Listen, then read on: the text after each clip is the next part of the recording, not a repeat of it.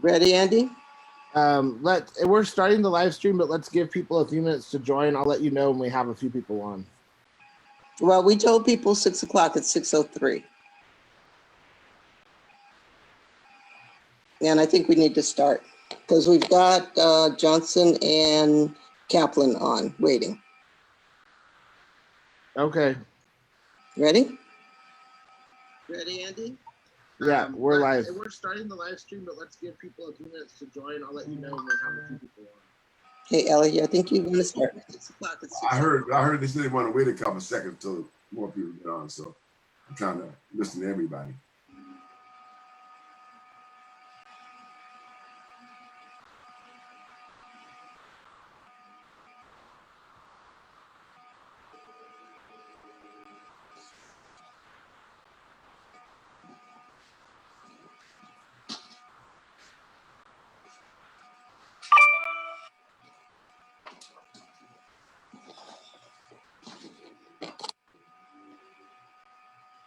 Andy, are you there?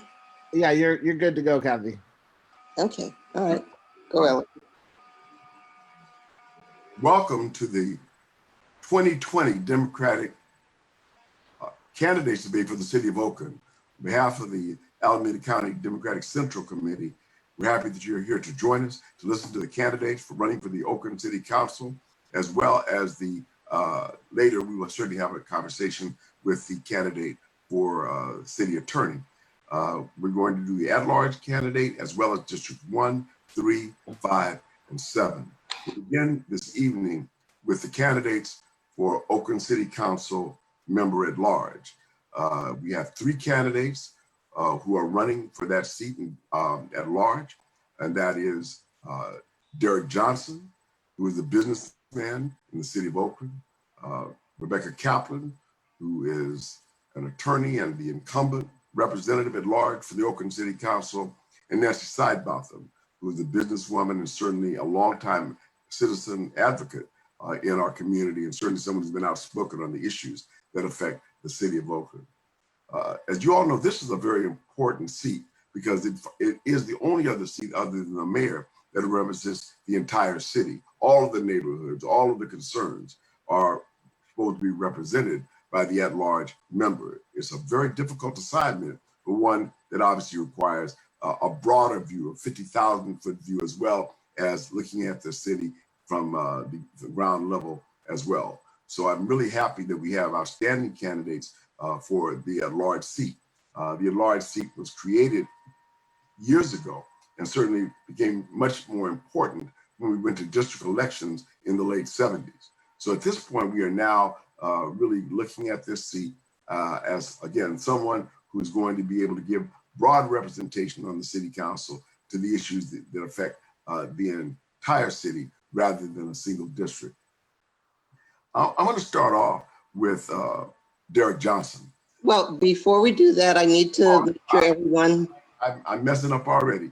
Let me introduce the Vice Chair of the Alameda County Democratic Central Committee. No, corresponding secretary. All right, I should have gotten better notes. Anyway, the corresponding secretary of the Alameda County Democratic Central Committee, and again, someone who obviously I know very well, but who's done a wonderful job in fighting for the Democratic Party and certainly working with the Central Committee to make sure it's an effective voice for Democrats in Alameda County, the Honorable Kathy Neal. Good evening, everyone. Specifically for candidates, I hope you can hear me. The ground rules are this, and perhaps if we can now admit the candidates on to the live Zoom.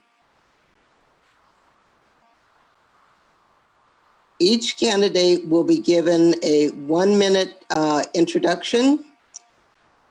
We will have questions and answers from our moderator, Elihu Harris. Each candidate will be allowed at least 1 minute to answer. If there is a question that the moderator deems is a little more complex, he may allow some additional time. At the end of our Q&A, then time permitting, you will each get up to a minute opportunity for closing. Listen carefully because at the point that you have 15 seconds left in your comment, you will hear this bell. Did everybody hear that? Yes. Okay. And when you are at the end of your 1 minute, you will hear that bell twice.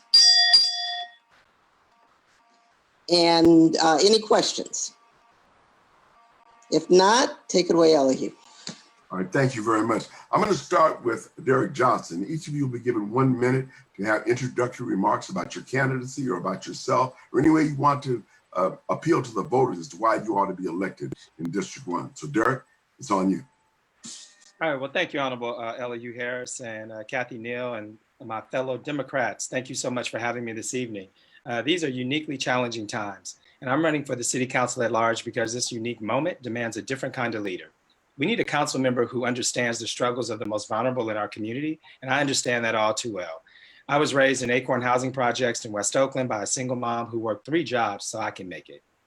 I believe our council member must have a proven ability to transform lives for those who need it most. My Oakland restaurant, Home of Chicken and Waffles, has created hundreds of jobs over the years, and up to 70% of my employees have been previously incarcerated individuals at one time or another. I've also helped Oakland nonprofits, foundations, and city itself reduce violence, improve job training programs, and provide educational opportunity for low-income youth. Now I'm ready to help COVID-19 recovery for Oakland that leaves nobody behind and move us forward on racial justice. Thank you so much for having me. My name is Derrick Johnson, and I'm running for City Council at large. Thank you very much, Mr. Johnson. Thank you. Councilmember Kaplan.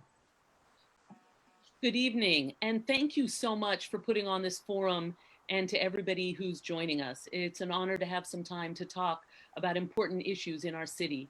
My name's Rebecca Kaplan, and I would be honored to have your vote to continue to work for you to make sure that we are serving and protecting our city. That means protecting affordable housing and fighting against displacement. That means ensuring we are providing honest and independent police accountability while funding vital community needs. That means making sure we're taking action on clean air and addressing the disparities and environmental injustice that has harmed our communities. And that means fighting for quality local jobs. I'm honored to be endorsed by a wide range of community organizations and leaders and groups, including the Sierra Club, the Alameda Labor Council, our firefighters, our nurses, and many others. And I would be honored to have your vote. Thank you for spending the time with us tonight. Ms. Sidebotham.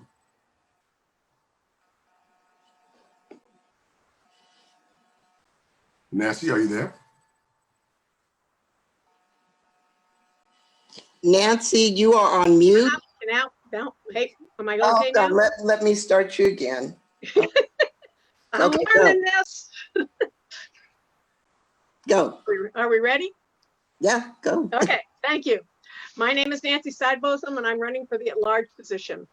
I'm always asked why I'm running, and rather why I continue to run. It is not because I love this place, but because Oakland is here. We have an ideal physical location and viable weather and the most incredible and diverse population. We have allowed what should be a vibrant local economy to be hijacked by corporate interests that sets us as a convenient location to allow dollars to flow through but not stay in the city. We have allowed our gracious climate to invade our council chambers, polluting the environment, reducing what should be a winning team to become a rankus and myopic, leaving the administration to run by a backdoor cabal whose interests are not those of most of Oakland's. Lack of appreciation of the local populace, culture, and great potential has caused exemplary public servants to leave, to stop creating or caring. This is something that we need to really discuss and really start looking at. This is a serious issue that is affecting over 400,000 people in this town who pay their taxes and have to live with the squalor that Oakland has become. Thank you. Thank you. All right. Thank all of the candidates for the opening remarks. I think one of the most jarring questions that affects all of us, right now, only in Oakland, but throughout the state and throughout the nation, was most recently recognized in the murder of George Floyd. Many people were concerned, and certainly the reconciliation of issues relative to police violence, misconduct, or all those are on the table. So I'm going to start, Nancy, with you and ask what you believe about the Black Lives Matter movement and what its relevance in the city of Oakland, and what, if anything, you believe we need to do relative to policing and police reform and the sense of fairness and equity in terms of the police response, particularly to communities of color? One of the things we need to do is start listening to the community and start talking with the community. I know out here in East Oakland, defunding the police is not something that 90% of the people out here want, because crime is such rampant activity here in the city. We have no jobs, we have no economic development, and yet we keep bringing people into the city and we have no services to offer them. And so people are speeding, breaking the laws, breaking into cars, and we need to seriously look at how we're going to handle that. Oakland, since it's been under the court system, has not had the problems that it once had. And it's changed in the sense that they're involved, therefore they practice a lot of community policing, and the community realizes that. And so I think that we need to look seriously, working together, and start asking the questions of the community and not just listening to a few that are making a lot of noise, but don't necessarily represent the residents of Oakland. Thank you. Mr. Johnson, if you were on the Oakland City Council, what would be your position on defunding the police? Thank you, Honorable Harris. Excellent question. First, I'd just like to say that, this is a new uprising, and as an African-American male that has been profiled and stopped by police before and here in Oakland, was pulled over one time and was asked, was I on parole or probation before I can even get my license out. It just made my heart beat, because those are the kind of situations that escalate into, violence and police brutality. And so that's very sentimental and to my heart. Here in Oakland, we desperately need change. We need to meet this moment and take effective action to get us through it together. And we need to be unwavering commitment to tearing down systems of oppression. We engage in an honest discussion about systematic racism and how we dismantle those systems in government and organizations and in individual hearts and minds.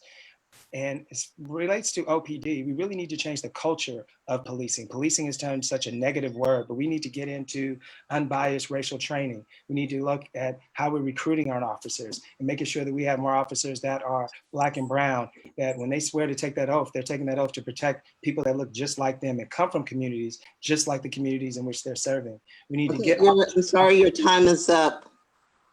Yeah, I didn't hear the double beat either, but I apologize. Oh, you didn't hear it? I heard the first one. I didn't hear the second. No, that's okay. Sorry. Let's move forward. Now I want to ask Councilmember Kaplan. Obviously, in light of the Black Lives Matter protests, there was a lot of disruption. Certainly, there was a certain level of violence.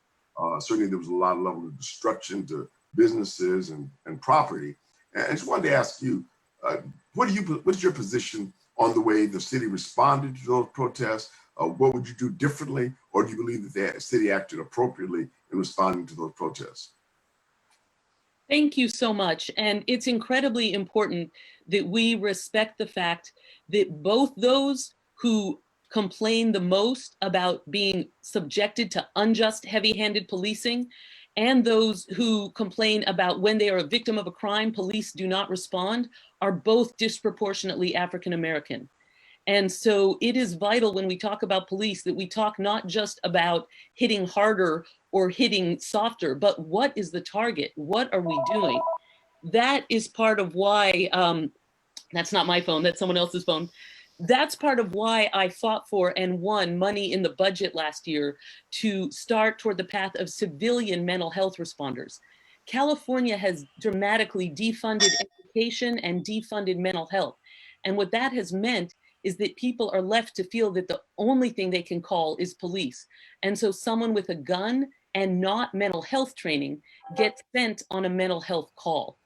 This is something that I brought to council. We funded the initial study. It was done in partnership with stakeholders. And now we're working to implement this program in Oakland called Macro to provide trained civilian responders for mental health calls.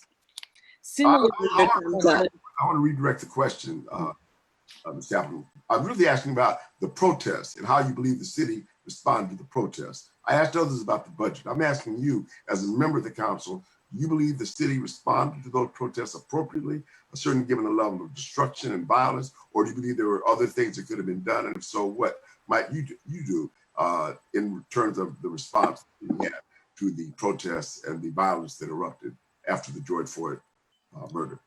And Yes. perhaps 30 minutes on that. I mean, excuse me, 30 seconds on that.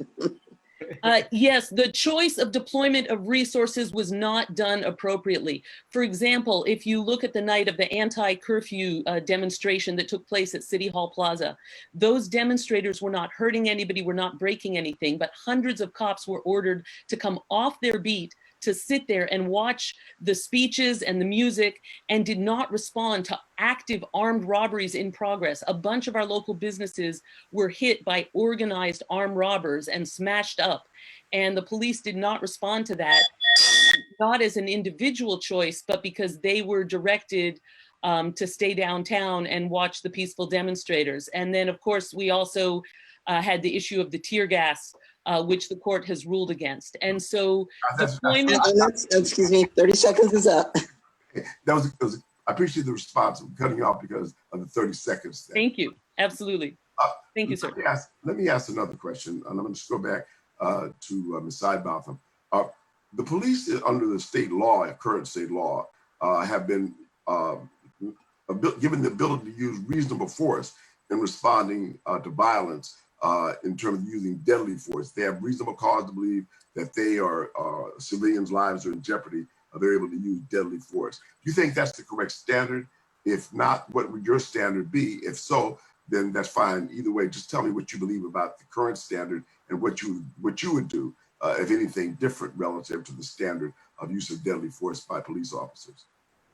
Well, one of the things that I found very ironic is most of the problems that happened after 7 o'clock, 8 o'clock at night, when it gets dark and there's no visibility really for people to be watched and see what they're doing. And that's when all the problems really happen downtown. As to using force and stuff, I think that needs to be addressed. I think it needs to be looked at, and that further discussion through the police department and through the council, as well as the citizens, need to come up with a plan on how this is going to work in the future. The fact that a lot of the problems were caused from outsiders coming into the city, that's the big thing that needs to be looked at, is how do we have demonstrations and yet keep everything under control so that we don't continue to have devastation downtown, as well as outside in the outskirts. So you believe the current definition of reasonable force is the correct definition that ought to be applied in police shootings, or do you think it ought to be a higher standard? I think it should be a higher standard. Let me move forward. Councilmember Kaplan, I want to ask that same question to you. What do you believe the standard should be when it comes to the use of deadly force by police officers? Thank you so much for that. I do believe the standard for deadly force does need to be raised.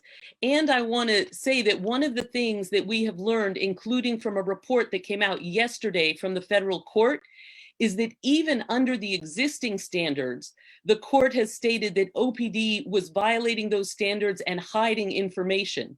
So even while I do support the efforts in Sacramento and elsewhere to strengthen the standard, I think it's important that we make sure to also fight for reasonable enforcement. Whatever standard they adopt, it has to actually be enforced. And that's part of why I'm supporting the Independent Police Commission ballot measure on our November ballot, to make sure there's independent oversight, because even under the current standards, we're seeing people who violated them not being held accountable. And so we need that independent oversight to make sure that we're enforcing standards.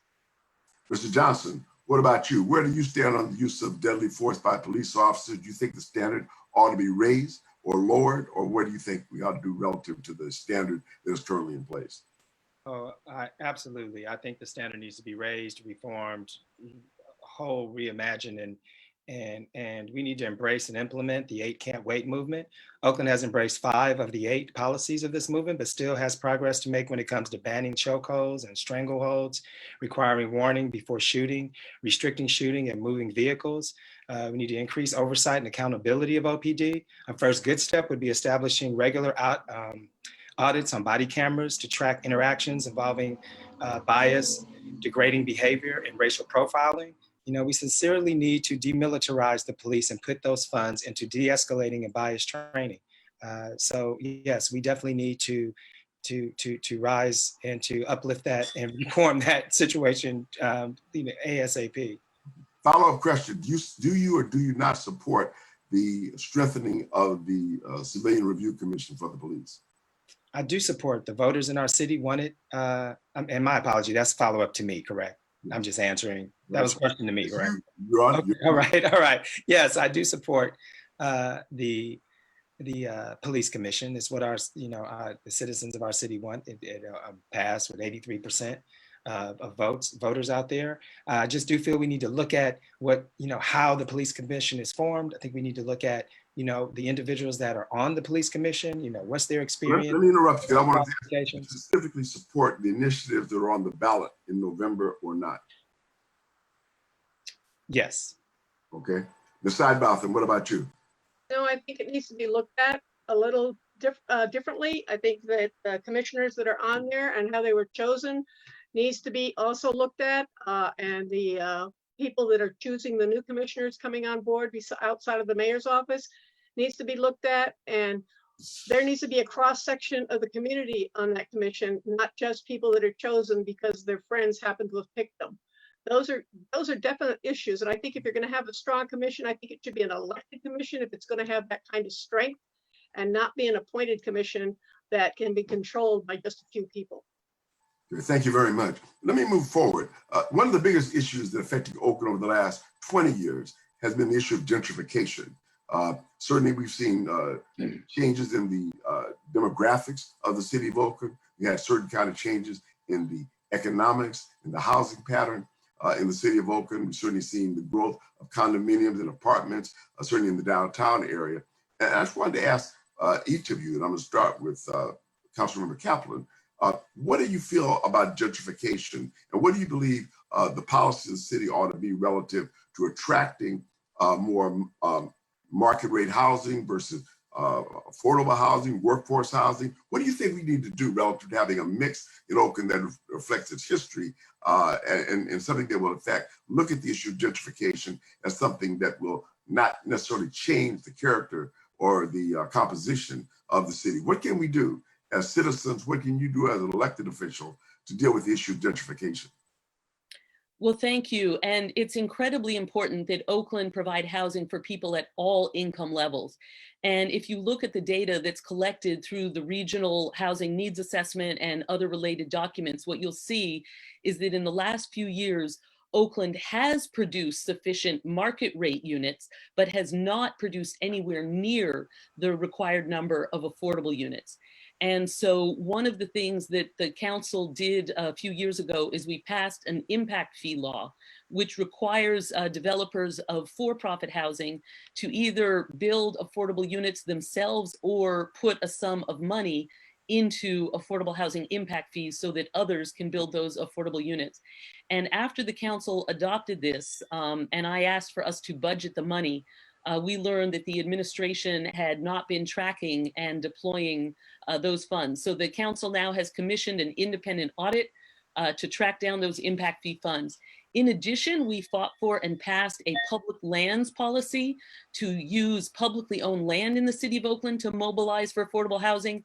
And just this month, we've put several properties out as a call for proposals to nonprofit affordable housing developers to use those public lands to build affordable housing. So that's also a piece of the solution. Your time is up. Thank you. Thank you. Thank you. Ms. Sidebotham, could you talk a little bit about gentrification in Oakland? Do you believe it's been a good thing for the city of Oakland? Do you believe that it's gone too far? Or what do you believe the policies of the city of Oakland should be relative to gentrification as just a fact of life? It is changing Oakland. Some say for the better, some say for the worse. What's your position? I think gentrification has been going on too long, and I think it's hurt too many people. I said they've passed a lot of ordinances at the city council level that has hurt the people that are trying to stay here and earn a living. I mean, we talk about groups out there that try to help stop foreclosures and stuff, but instead what they're doing driving now is driving people out just because they can't maintain their housing based on all the taxes that they pay and stuff. Gentrification is crucial in how you look at how the dynamics of Oakland are set up, and it's something that needs to, it can't stop it because change is constant, but bringing people in with no jobs and no services and an infrastructure that's falling apart and the filth that makes up the city, these are things that need to be discussed. This is what's keeping people from coming, and those that are coming are not the people that we're losing, and we need to stop the flow of people leaving Oakland. Mr. Johnson, you lived in Oakland all your life. You grew up in Acorn, as you said. You've seen the changes in Oakland over the last 20 years in particular. You've seen an outflow, particularly of African Americans, to the suburbs and farther. Do you believe that there are things that can be done to resurrect Oakland as a community for all people, regardless of income or race? And if so, what are some of the policies you think ought to happen in the city of Oakland relative to the issue of gentrification? Well, that's an excellent question. And once again, like I said, I am Oakland. I'm born and raised here. Oakland is me. This is just not something I'm doing for a popularity contest. I really want to make sure that I serve with a purpose. I also want to make sure that family and friends of mine, I'm a third generation Oakland, and the generations behind me can stay in this city. We need to up ramp and our strategic partnerships with the private sector, like we have Michael Johnson, we have Alan Dones that are building, affordable housing units here in Oakland, but we also need to build affordable housing. We need to build low income housing, low, and low. We need to make sure that the residents and those that are from here for generations and have been here for generations stay in this city. In my 50 plus years, I've seen too many of my family, friends, and community priced out of Oakland and pushed onto the streets. We can't ignore fellow Oaklanders living on the edge, people like a single mother like myself, like that raised me, and people who I grew up with in the projects. We need to make sure that we build housing for those that are most at risk, and that's just what's not happening right now. So we need to become more business friendly. I would also, when I'm in the city, I'm sorry, your time is up. I'm not hearing that double bell. You need to make it a little bit louder. Yeah, right. I didn't hear it I'm either. hearing it. But that's okay. That's why I asked you at the beginning if everyone can hear it. I don't know if I can make it louder. I'll try. All right, let me move forward. I want to come back, Derrick. One of the things that's happened, partially as a result of gentrification, has been the diminution of single room occupancy hotels, motels, other places where low income people have found shelter. And now we see, not only in Oakland, but throughout Northern California, throughout the state, particularly the urban communities, an incredible increase in homelessness in a crisis. What, if anything, do you think we can do to alleviate homelessness in the city of Oakland? And if so, what would you do to address that problem and that crisis? I would make sure that, and that's one of the reasons why I decided to run for office. I mean, when I walk around the streets of Oakland, I don't recognize the Oakland that I grew up in. To know that 70% of those that are homeless come from my community, come from where I was born and raised, East Oakland, West Oakland, is heartbreaking.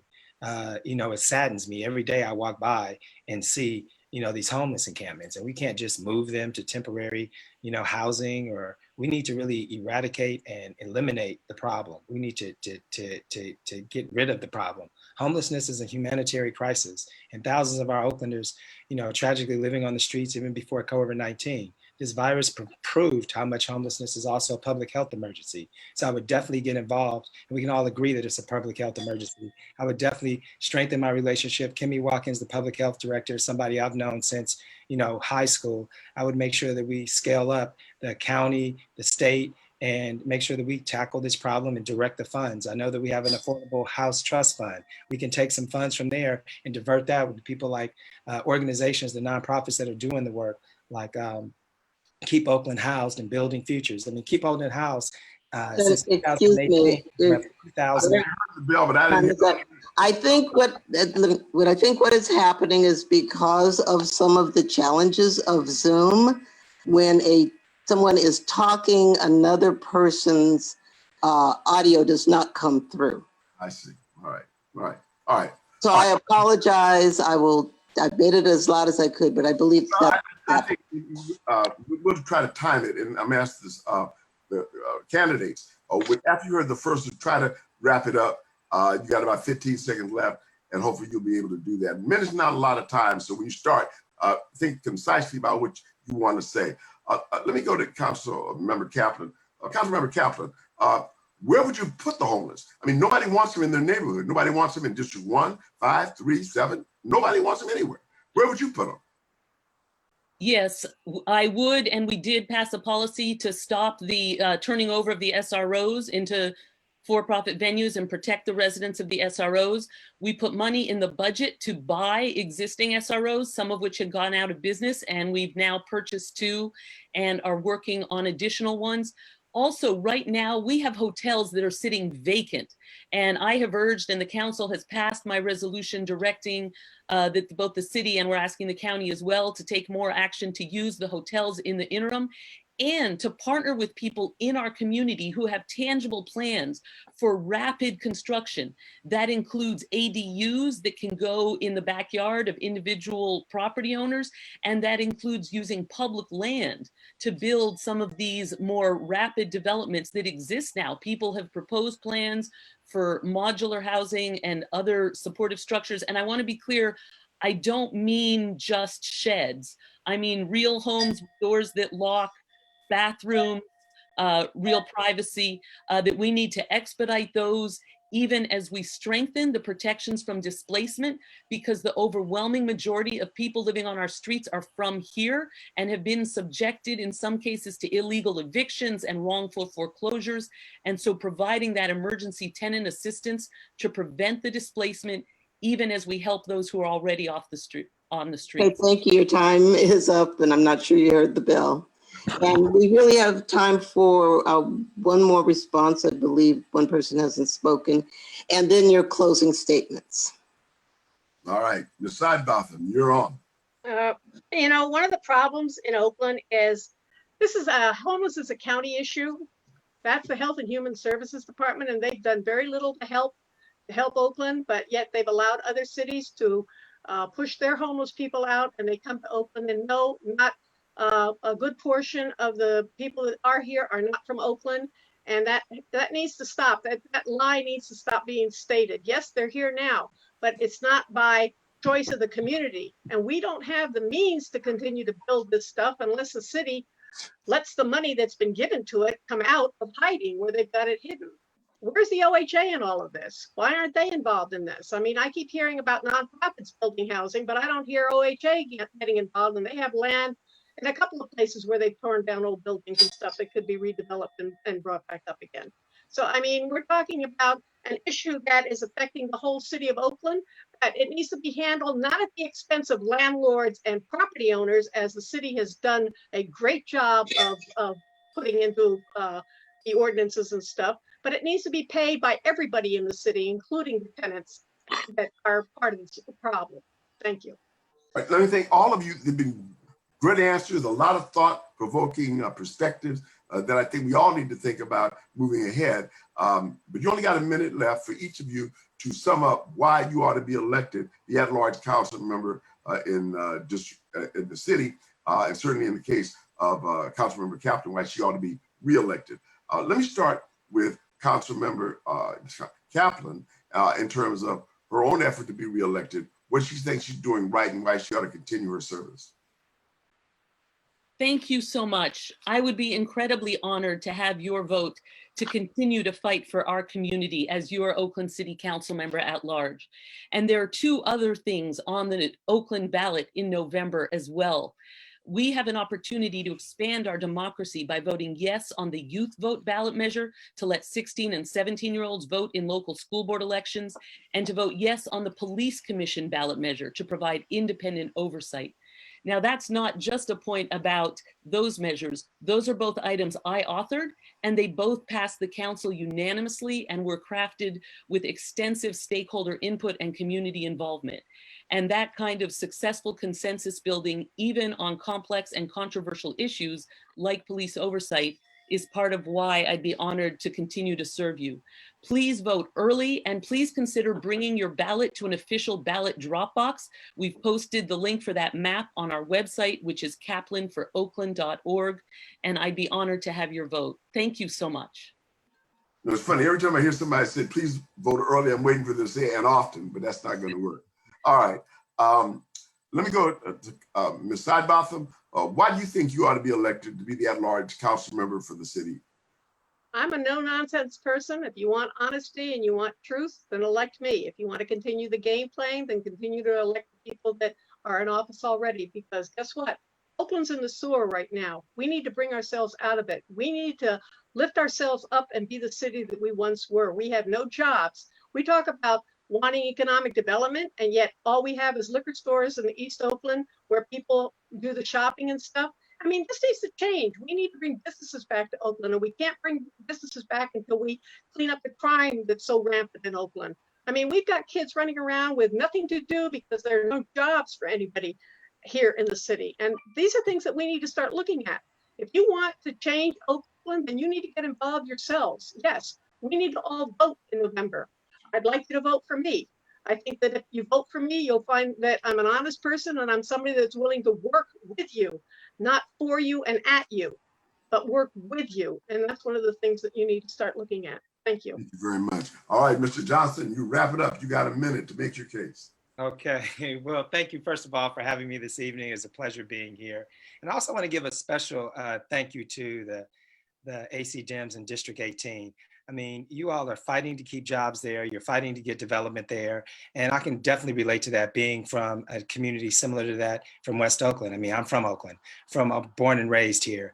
And I also have in common that I've provided jobs for individuals that are from the East Oakland community and the West Oakland community. And I want to continue to provide jobs. It's a fact. It's a documented fact that those, when unemployment is low, crime is low. So I want you to stand with, and I'm going to work with you, actually, to make sure that we provide as many jobs as possible and create as many jobs as possible. Jerry Brown wanted 10,000 new houses. I want 10,000 new jobs. So I'd love for you to stand with the next vice president and our homegirl, Senator Kamala Harris, State Controller Betty Yee, State Board of Equalization Chair Malia Cohen, and Stockton's Mayor Michael Tubbs, to stand with them, endorse me, vote for me, and check out my website, www.johnsonforoakland.com. Learn more about me, and I won't let you down. I want your vote. Thank you. All right.